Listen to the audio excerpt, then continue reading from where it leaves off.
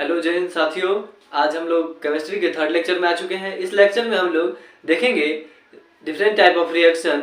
ठीक है, chemical reaction. इसमें मतलब कि कितने रिएक्शन आते हैं और वो रिएक्शन का नाम क्या है, वो कैसे होते हैं, इनके बारे में आज हम समझेंगे। ठीक है, आइए क्लास को स्टार्ट करते हैं। यह हमारा पार्ट थर्ड क्लास है। इससे पहले ऑलरेडी 2 क्लास हो चुका है। इसमें फर्स्ट क्लास में इसका बेसिक नॉलेज है, उसका सेकेंड क्लास में आपका बैलेंस्ड एंड अनबैलेंस्ड इक्वेशन के बारे में बताया गया है, और थर्ड क्लास में आपका क्या है, रिएक्शन का टाइप है। ठीक है, यानी कि type of different type of chemical reaction, यानी कि विभिन्न प्रकार के रासायनिक अभिक्रिया। ठीक है, ये आपका केमिस्ट्री का चैप्टर जो है चैप्टर फर्स्ट है। ठीक है, चैप्टर फर्स्ट का थर्ड लेक्चर है। फर्स्ट आपका जो रिएक्शन है, विभिन्न प्रकार के रासायनिक अभिक्रिया में जो आपका पहला अभिक्रिया है वो क्या है, संयोजन या संश्लेषण अभिक्रिया। क्या है, संयोजन या संश्लेषण अभिक्रिया।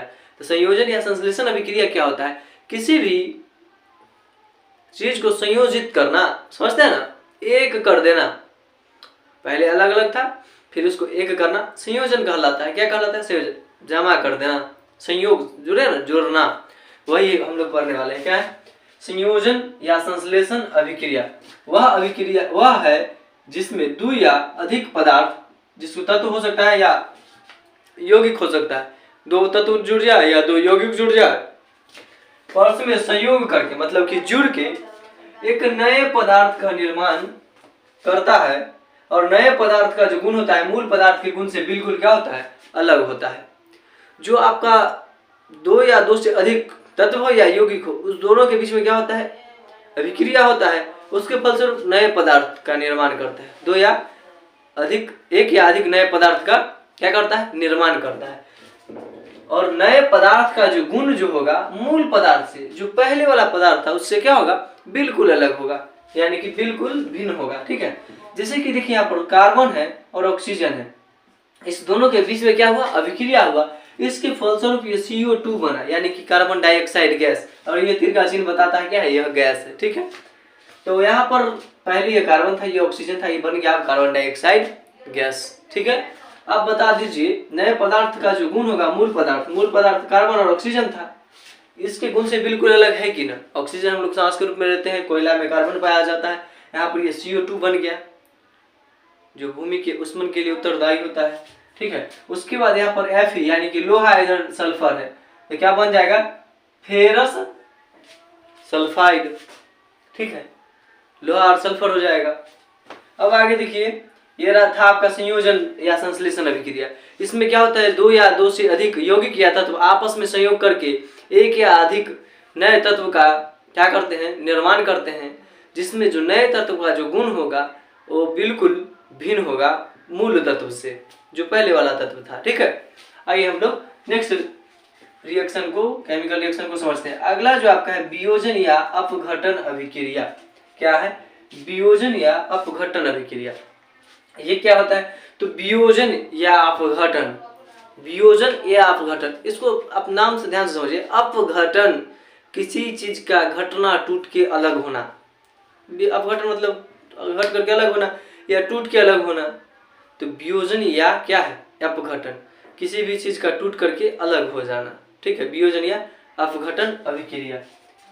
तो वियोजन या अपघटन अभिक्रिया क्या है, वह अभिक्रिया जिसमें किसी यौगिक के बड़े अणु के टूटने से 2 या अधिक सरल यौगिक बनते हैं, जिनके गुण मूल यौगिक के गुण से बिल्कुल भिन्न होते हैं। ठीक है, वियोजन अभिक्रिया वह अभिक्रिया होता है जिसमें एक बड़े यौगिक के टूटने से 2 या अधिक नए यौगिक का निर्माण होता है, और जो नए यौगिक जो होगा उसका जो गुण होगा मूल यौगिक के गुण से बिल्कुल डिफरेंट होगा, अलग होगा। ठीक है, आई होप आप लोग को समझ में आ रहा होगा। ठीक है, जैसे कि देखिए कैल्शियम कार्बोनेट, Ca से कैल्शियम, CO3 से कार्बोनेट, कैल्शियम कार्बोनेट का अभिक्रिया हुआ, इसके फलस्वरूप क्या बन गया, कैल्शियम ऑक्साइड प्लस CO2 बन गया। ठीक है, अगला है कि आपका वैद्युत अपघटन। ठीक है, इलेक्ट्रोलाइसिस, वैद्युत अपघटन। देखिए ये वैद्युत अपघटन क्या होता है, कुछ धातु के द्रवित ऑक्साइड एवं क्लोराइड से होकर विद्युत धारा प्रवाहित करने पर वे अपघटित हो जाते हैं। इस अभिक्रिया में धातु कैथोड पर और ऑक्सीजन या क्लोरीन गैस एनोड पर मुक्त होता है। पढ़ने से तो कुछ समझ में नहीं आया होगा। अब देखिए यहाँ पर मान लीजिए यह एक क्या है, बीकर है, इसमें NaC का जलीय विलयन डाल दिए, NaCl मतलब कि सोडियम क्लोराइड, नमक का सूत्र होता है, इसको जल में घोल करके इस बीकर में डाल दिए। इसमें एक कैथोड है एक एनोड है, ठीक है। जो कैथोड होता है हमारा माइनस होता है, सॉरी कैथोड क्या होता है, कैथोड हमारा प्लस होता है और एनोड क्या होता है माइनस। कैथोड प्लस और एनोड क्या होगा अपना माइनस होगा। तो एनोड पर हमेशा क्या बोला है इसमें, एनोड पर ऑक्सीजन या क्लोरीन गैस क्या होता है एनोड पर मुक्त होता है और धातु कैथोड पर। तो एक जब इस दोनों के इसमें डालिएगा और इस बैटरी के जरिए इसमें क्या करेंगे, करंट को भेजेंगे।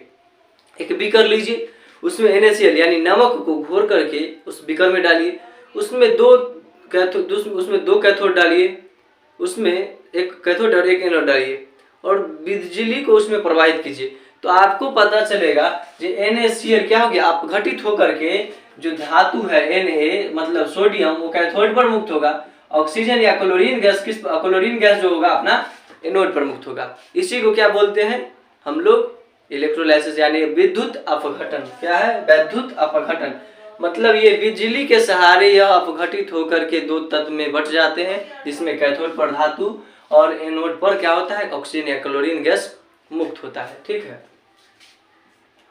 कुछ धातु के द्रवित ऑक्साइड एवं क्लोराइड होकर विद्युत धारा प्रवाहित करने पर वे क्या हो जाते हैं, अपघटित हो जाते हैं। जब NaCl का जलीय विलयन उसमें कैथोड एनोड है, उसमें जब बिजली प्रवाहित होता है अपघटित हो जाता है और अपघटित हो जाता है। इस अभिक्रिया में जो धातु रहता है वो कैथोड पर मुक्त होगा और ऑक्सीजन या क्लोरीन गैस किस पर, एनोड पर मुक्त होता है। अगला है क्या,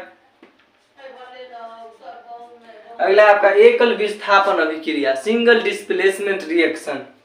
वह अभिक्रिया जिसमें किसी यौगिक में उपस्थित किसी परमाणु या परमाणुओं के समूह को किसी दूसरे परमाणु द्वारा विस्थापित कर दिया जाता है, एकल विस्थापन अभिक्रिया कहलाता है।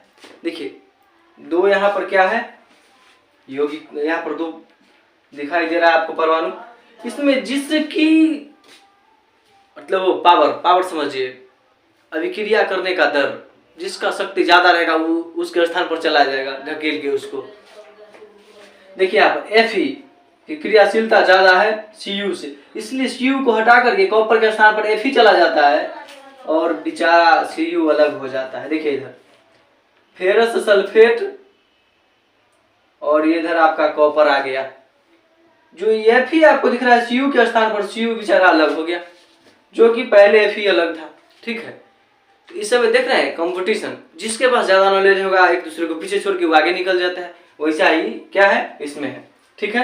तो आपका सिंगल डिस्प्लेसमेंट रिएक्शन क्या है, एकल विस्थापन अभिक्रिया। वह अभिक्रिया है जिसमें किसी यौगिक में उपस्थित किसी परमाणु या परमाणु के समूह को किसी दूसरे परमाणु के द्वारा क्या कर दिया जाता है, विस्थापित कर दिया जाता है, और एकल विस्थापन अभिक्रिया क्या कहलाता है, एकल विस्थापन अभिक्रिया कहलाता है। और एग्जाम्पल के लिए Fe + CuSO4 arrow FeSO4 + Cu, ठीक है। आई होप आप लोग को ये समझ में आया होगा। मिलते हैं अगली क्लास में, आज के लिए इतना ही। इसमें 5-6 रिएक्शन और है, उसको नेक्स्ट क्लास में कवर करेंगे। जय हिंद।